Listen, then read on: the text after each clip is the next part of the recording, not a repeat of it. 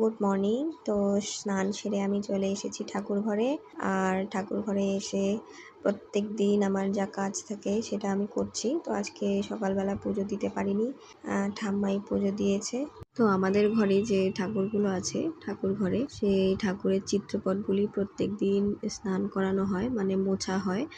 মুছে চন্দনের ফোঁটা পরানো হয়। তারপরে মা লক্ষ্মীকে আমি সিঁদুরের ফোঁটা পরাই। আর তারপরেই বাকি যা কাজ আছে সকালে সেগুলো করা হয়। সকালের খাবার বানানো হয়। আর এইদিকে হচ্ছে ভোলানাথকে প্রত্যেক দিন নীলকণ্ঠ ফুল দেওয়া হয়। গাছে যেহেতু আছে সেহেতু প্রত্যেক দিন দেওয়া হয়। আর আমি প্রত্যেক দিন বাবা ভোলানাথের মাথায় জল ঢালি। আমার ভালো লাগে, আমার ভোলানাথের মাথায় জল ঢাললে মন শান্ত হয়ে যায় একদম। আর এদিকে আমাদের ঘরের সিলিংয়ের কাজ চলছে।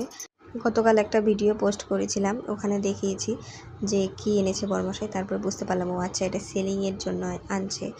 তো এদিকে আমি পেঁয়াজ ভাজা করছি আর একদিকে ডিম ভাজা করে রেখেছি। আজকে ডিম কষা হবে আর যা যা রান্না করব সেগুলো দেখাবো। তো এদিকে মশলা করা আছে, কড়াইয়ের মধ্যে মশলাটা দিয়ে একটু ভাজা করে নেব। তারপরে যা দেয় আর কি, লবণ, হলুদ, জিরে গুঁড়ো সব কিছু দিয়ে ডিমের কষা বানাবো আর কি। তো যাই হোক, এই রান্নাটা সবাই পারে, তবু আমি ভিডিও যেহেতু করছি সেহেতু দেখাচ্ছি। তো এদিকে লবণ দিয়ে দিলাম, তারপরে হলুদ দিচ্ছি।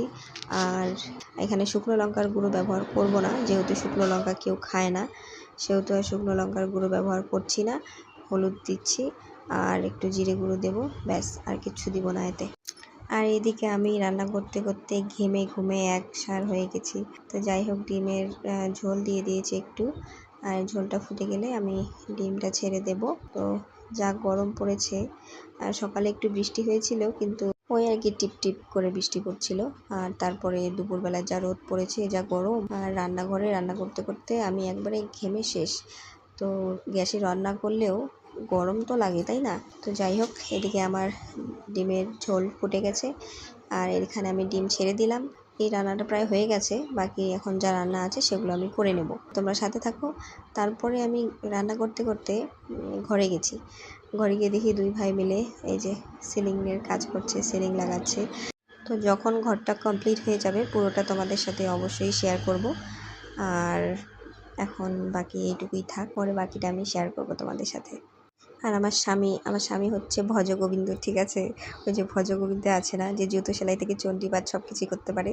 তো সেরকম হচ্ছে যে আমার স্বামী, মানে আমার বরমশাই, সে সব কিছুই করতে পারে, জুতো সেলাই থেকে চণ্ডীপাঠ, ছেলেটা সবই করতে পারে। যাই হোক, জোকস অ্যাপার্ট। আর এদিকে আমার রান্না হয়ে গেছে, এই যে আন্ডা কারি হয়ে গেছে। তারপরে কি